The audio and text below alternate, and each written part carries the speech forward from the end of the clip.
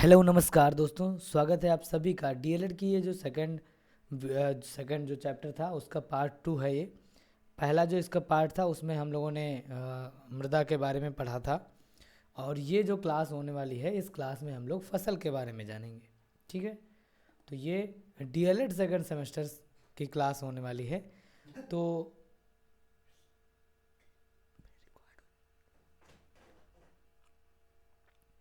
तो इस क्लास में हम लोग पढ़ेंगे फसल के बारे में। फसल कितने प्रकार की होती है और कौन सी फसल कब जो है लगाई जाती है, कौन से महीने में। तो मुख्यतः आप सभी को पता है कि 3 प्रकार की जो है फसलें होती हैं। कौन कौन सी होती हैं भाई? रबी की फसल होती है, पहली आपकी रबी की फसल हो जाएगी। दूसरी आपकी खरीफ की फसल हो जाएगी। तीसरा आपका हो जाएगा जायद की फसलें।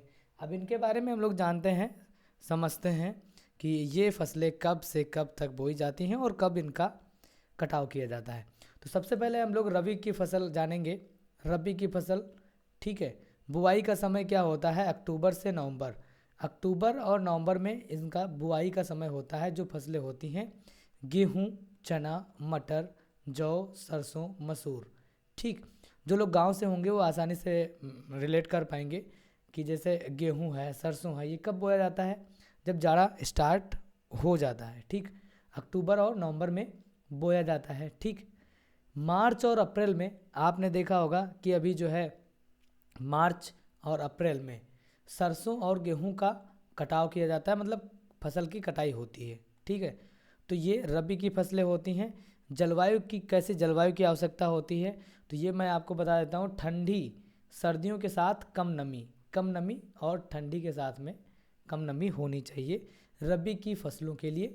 ठीक, महत्वपूर्ण है, आपके डीएलएड के एग्ज़ाम में आता है, डिस्क्रिप्टिव होता है, आपको लिखना पड़ता है। ठीक है, ऑप्शन में भी कभी कभी आता है और कभी कभी आपको देखने को मिलता है वन लाइनर में। ठीक, अगली जो फसल है नंबर 2 पे आपकी आती खरीफ की फसलें।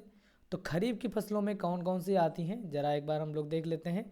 इसका बुआई का जो समय है जून और जुलाई, मानसून के मौसम में। ठीक, कटाई का समय क्या होता है? सितंबर और अक्टूबर।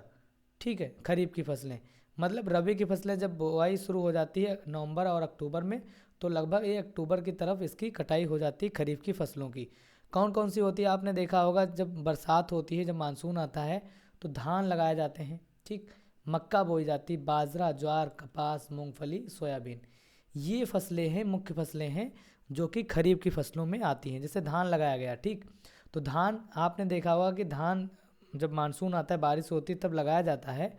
और उसके बाद जैसे जाड़ा शुरू होने लगता है अक्टूबर तरफ, तो सितंबर से अक्टूबर की तरफ इसकी कटाई कर ली जाती है और उसके बाद जो है गेहूँ, सरसों, वो वाली फसलें बोई जाती हैं रबी की।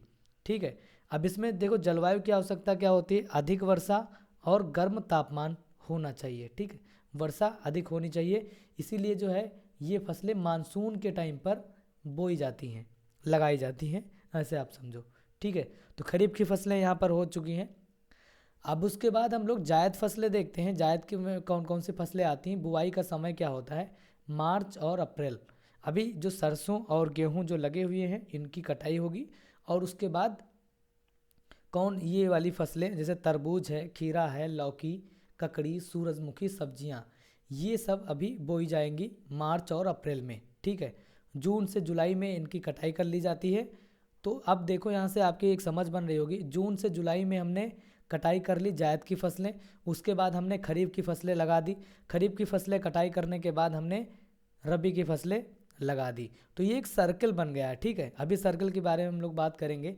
तो इसमें देखो जलवायु की आवश्यकता कैसी होती है?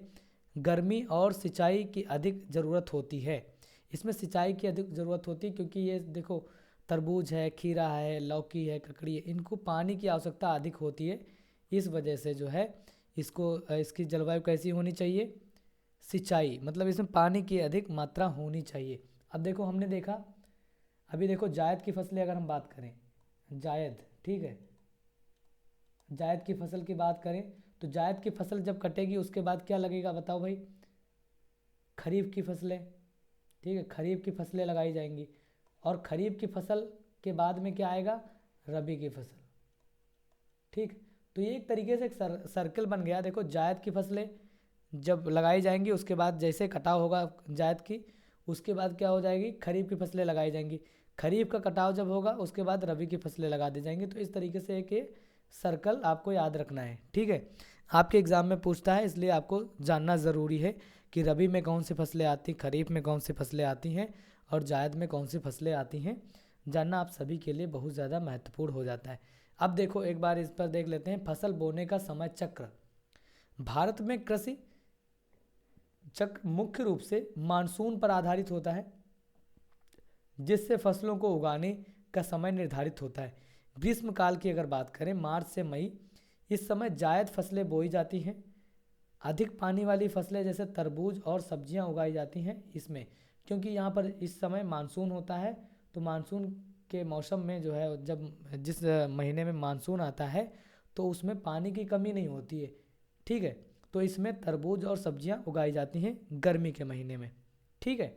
समझ में आया? तो ये फसल का एक छोटा सा कॉन्सेप्ट था जो कि आपके एग्ज़ाम के पॉइंट ऑफ व्यू से बहुत ज़्यादा इम्पोर्टेंट है। तो आपका पार्ट वन में हमने मिट्टी के बारे में पढ़ा था, मृदा, ठीक है, और 2 में हमने फसल पढ़ा है। तो दोनों पार्ट मिला करके आपका डीएलएड सेकंड सेमेस्टर साइंस का दूसरा चैप्टर कंप्लीट हो जाता है। तो ये बहुत ज़्यादा इंपॉर्टेंट है। उम्मीद करते हैं आप लोगों को वीडियो पसंद आई होगी, और वीडियो अगर पसंद आई तो वीडियो को लाइक शेयर करिएगा। चैनल पर अगर नए हैं तो चैनल को सब्सक्राइब कर लीजिएगा। फिर मिलेंगे नेक्स्ट वीडियो में नेक्स्ट चैप्टर के साथ में। तब तक के लिए बाय बाय। जय हिंद, जय भारत।